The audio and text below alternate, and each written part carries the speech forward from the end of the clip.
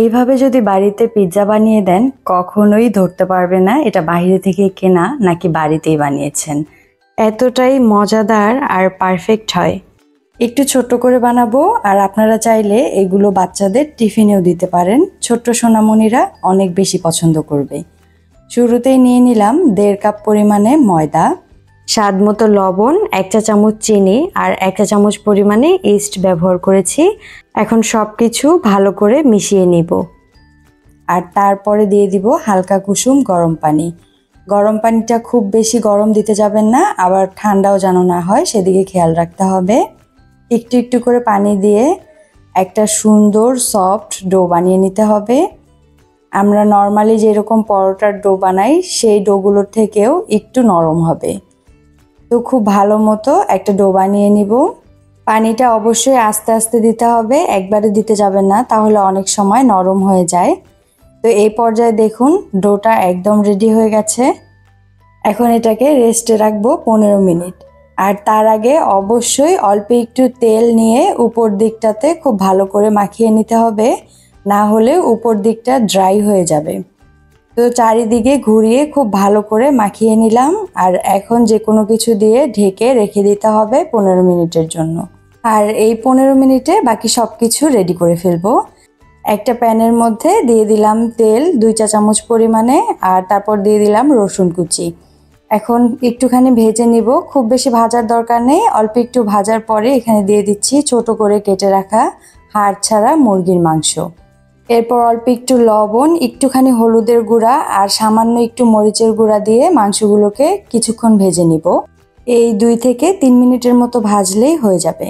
আর এই পর্যায়ে অবশ্যই চুলার আঁচটা মিডিয়াম টু লোয়ে থাকবে। খুব বেশি জাল দিয়ে ভাজলে উপরের দিকটা তাড়াতাড়ি হয়ে যায় আর ভিতরে ঠিকমতো হয় না, তাই একটু জালটা কমিয়ে দিয়ে ভাজলে খুব সুন্দরভাবে হয়ে আসবে।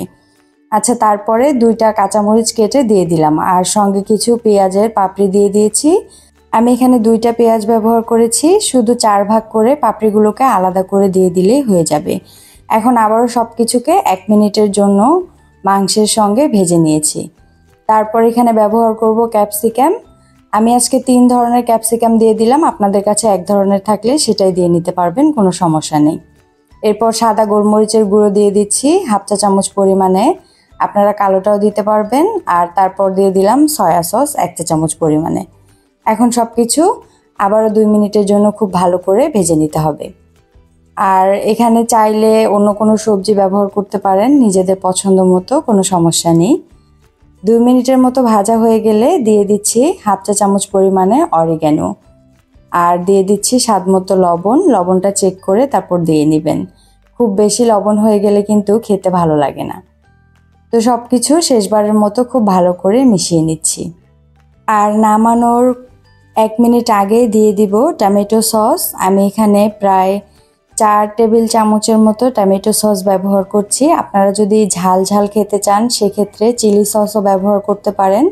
আর যদি বাচ্চাদের জন্য না করে নিজেদের জন্য করতে চান একটু ঝাল ঝাল করে, সেক্ষেত্রে চিলি ফ্লেক্সও ব্যবহার করতে পারেন। একদম রেডি হয়ে গেছে, এ পর্যায়ে নামিয়ে নিলাম। আর এদিকে ডোটাও রেডি হয়ে গেছে, ফুলে একদম দ্বিগুণ হয়ে গেছে, দেখেই বুঝতে পারছেন। এখন আমি বাতাসটা বের করে নিব আর আরও কিছুক্ষণ ময়ান দিয়ে নিব, এতে করে ডোটা আরও বেশি সফট হয়ে যাবে। আপনারা চাইলে কিন্তু একই রকমভাবে একটু বড় করেও বানাতে পারেন, তবে আমার খুব ইচ্ছে করছিল একটু ছোট ছোট করে বানাতে, তাই আমি ছোট করে বানিয়ে নিয়েছি। এরপরে যেটা করতে হবে, এই রকমভাবে টেনে টেনে খুব ভালো করে ময়ান দিয়ে নিতে হবে 4 থেকে 5 মিনিটের মতো। এভাবে করে অবশ্যই ময়ান দিয়ে নেবেন, তারপরে ভাগ করে নিব। আমি এখানে 4 ভাগে ভাগ করে নিচ্ছি, আমি একটু ছোট করে 4টা পিৎজা বানাবো। তো তারপরে ডোগুলোকে আরেকটু সফট করার জন্য এইভাবে করে ঘুরিয়ে গোল করে নিতে হবে। তারপর 2 হাতের সাহায্যে আরেকটু গোল করে নিলেই খুব সুন্দরভাবে সফট হয়ে যাবে। আশা করব দেখেই বুঝতে পারছেন। একই রকমভাবে আমি বাকিগুলো রেডি করে নিব। আর তারপরে একটা ডো নিয়ে নিলাম, হাতের সাহায্যে একটু চেপে চ্যাপটা করে নেওয়ার পরে সামান্য একটু ময়দা দিয়ে বেলে নিব ঠিক যতটুকু আমি বানাতে চাচ্ছি ততটুকু পরিমাণে রুটি বেলে নিলেই হয়ে যাবে। খুব বেশি মোটা আবার খুব বেশি পাতলা করব না, কারণ এটা চুলায় দেওয়ার পরে এমনিতেই ফুলে ডাবল হয়ে যাবে। তো আমি এর থেকে বেশি বড় করব না, তাই এই পরিমাণে রাখছি। এরপরে ঘরে যে ছোট স্টিলের প্লেট ছিল সেটা নিয়ে নিলাম।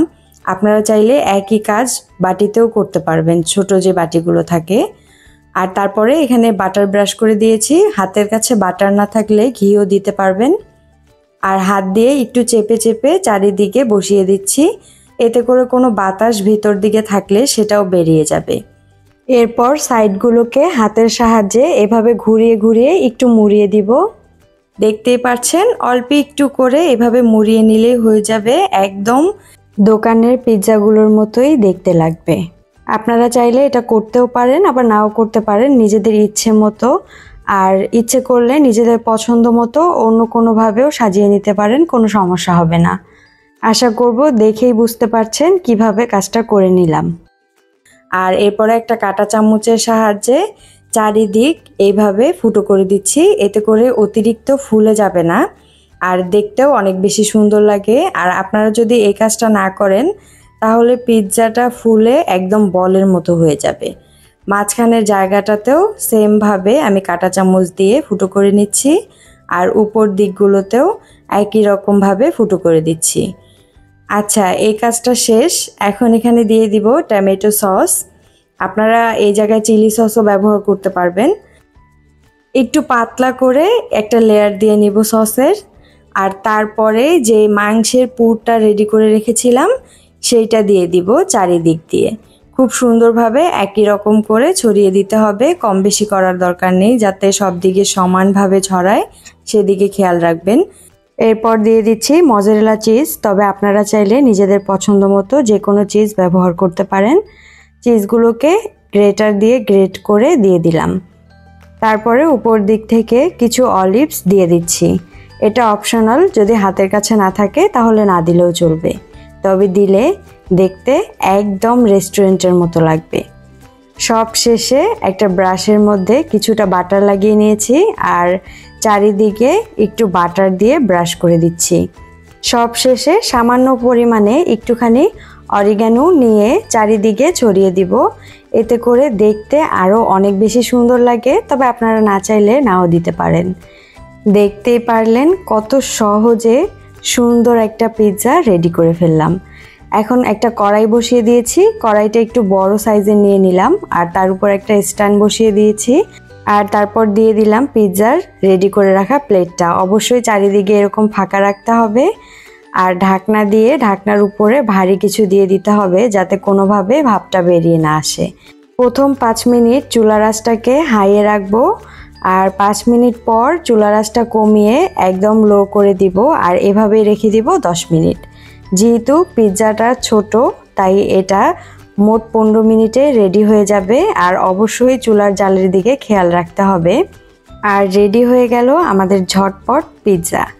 এখন এটাকে নামিয়ে নিজের পছন্দ মতো কেটে নিলেই হয়ে যাবে। আশা করব রেসিপিটি আপনাদের কাছে অনেক ভালো লাগবে। যদি ভালো লাগে তাহলে বাসায় ট্রাই করবেন আর অবশ্যই সাবস্ক্রাইব করতে ভুলবেন না।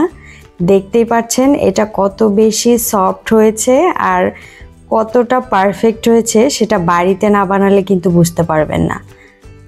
নিজের পছন্দ মতো কেটে নিচ্ছি একটা ছুরির সাহায্যে।